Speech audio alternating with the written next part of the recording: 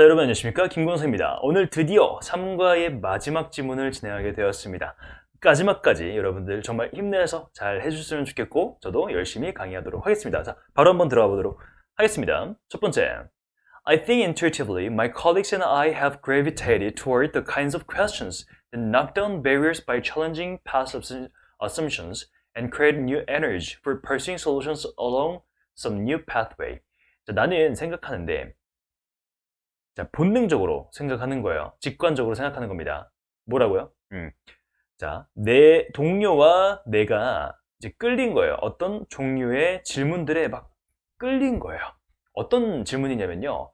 자, knockdown barriers, 벽을 허무는 질문들인데 뭐함으로써 과거의 어떤 추정들에 대해서 도전하고요. 그다음에 새로운 에너지를 만드는 거죠. 어떤 새로운 길을 따라서 새로운 솔루션을 추구하는 새로운 에너지를 만들어낸다는 거예요.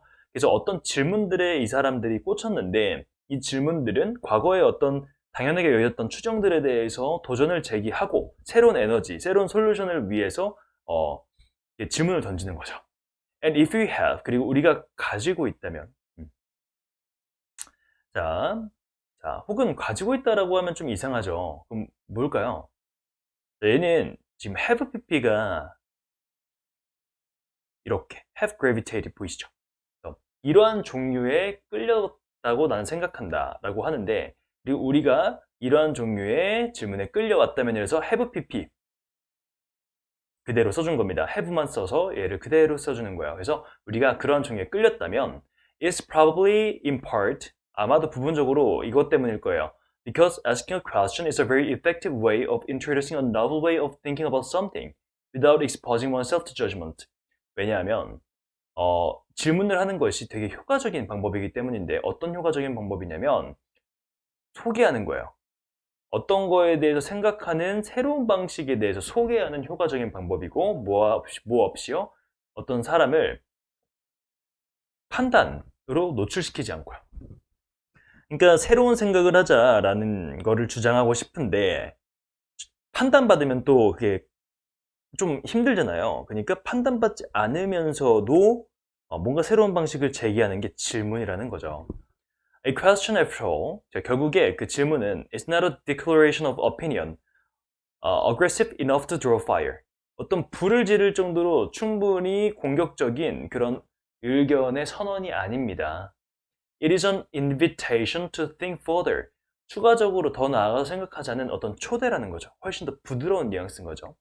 Within a different framing or along a divergent line. 뭐 안에서 되게 좀 다른 어떤 틀과 그 다음에 이런 좀 발산적인 사고, 발산적인 어떤 생각을 따라서. 발산적이라는 건 뭐냐면요.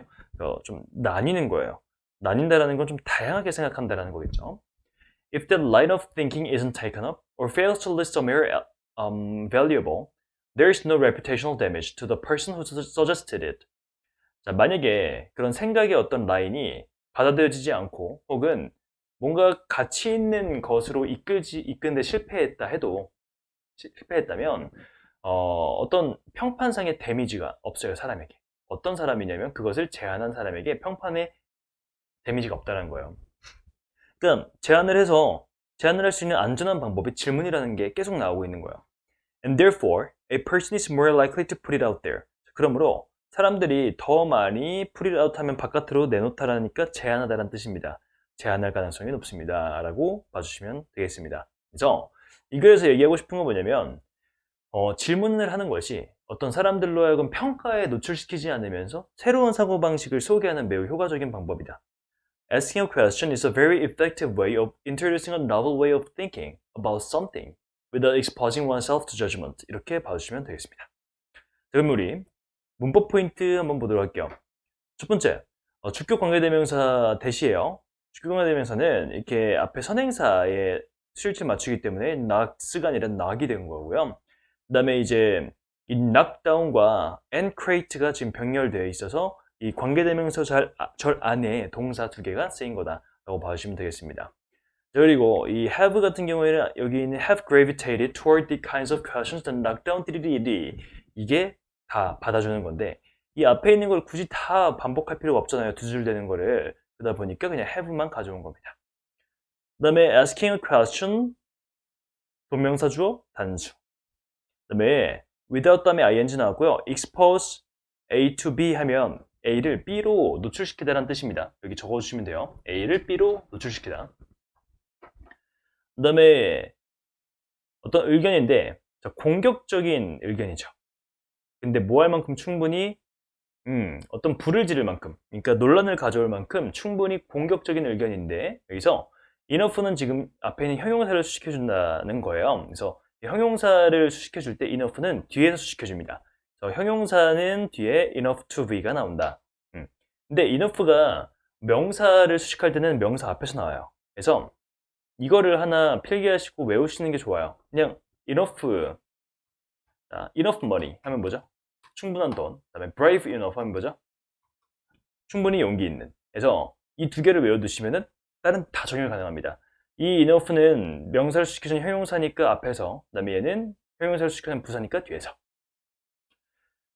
그 다음에 isn't랑 or fails 지금 병렬되어 있는 거 보이고, 그 다음에 주격공의 대명사 보입니다.